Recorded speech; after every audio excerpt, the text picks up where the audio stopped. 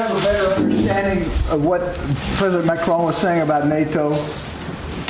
Well, we just began discussing NATO, and what I'm liking about NATO is that a lot of countries have stepped up, I think, really at my behest, and also yourself, you're close to the level. But they've stepped up and they put up a lot of money. I told you it was $130 million, $130 billion. And that's a lot. And they're now stepping up again. It's going to be $400 billion. Over very short, we have commitments for $400 billion.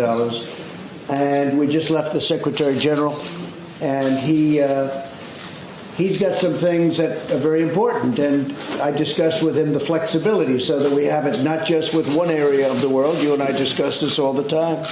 We have all areas of the world because NATO's a lot different than it was, and now it's certainly a lot different over the last 3 years. So we have a lot of countries stepping up and putting up a lot of money. The number as of this moment is exactly $131 billion. That's a year, and that's a tremendous amount of money. But it's not enough. And they also raise and have commitments for $400 billion. So NATO, which was really heading in the wrong direction 3 years ago, is heading down. If you look at a graph, it was to a point where I don't think they could have gone on much longer. Now it's actually very strong and getting stronger. Many people are committed to that 2%, and ultimately I think the 2% will be raised. And the president and I think, feel that we need more flexibility, and I think we both agree on that, so that we can use it for other things, not just looking at one specific country. I mean, a lot of people say it was meant to look at originally the Soviet Union, now Russia, but we also have other things to look at, whether it's radical Islamic terrorism, whether it's the tremendous growth of China.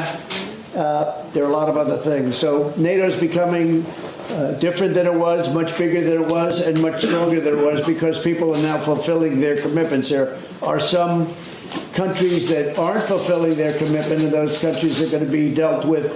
Maybe I'll deal with them from a trade standpoint. Maybe I'll deal with them in a different way.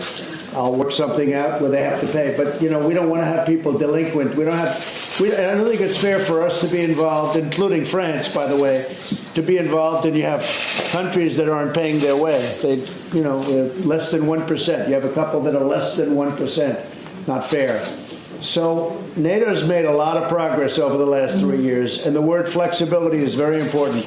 They're not just looking at one area now, they're looking at the world, and that's very important. To me, it's very important. Hey there, I'm Chris Hayes from MSNBC. Thanks for watching MSNBC on YouTube. If you want to keep up to date with the videos we're putting out, you can click subscribe just below me, or click over on this list to see lots of other great videos.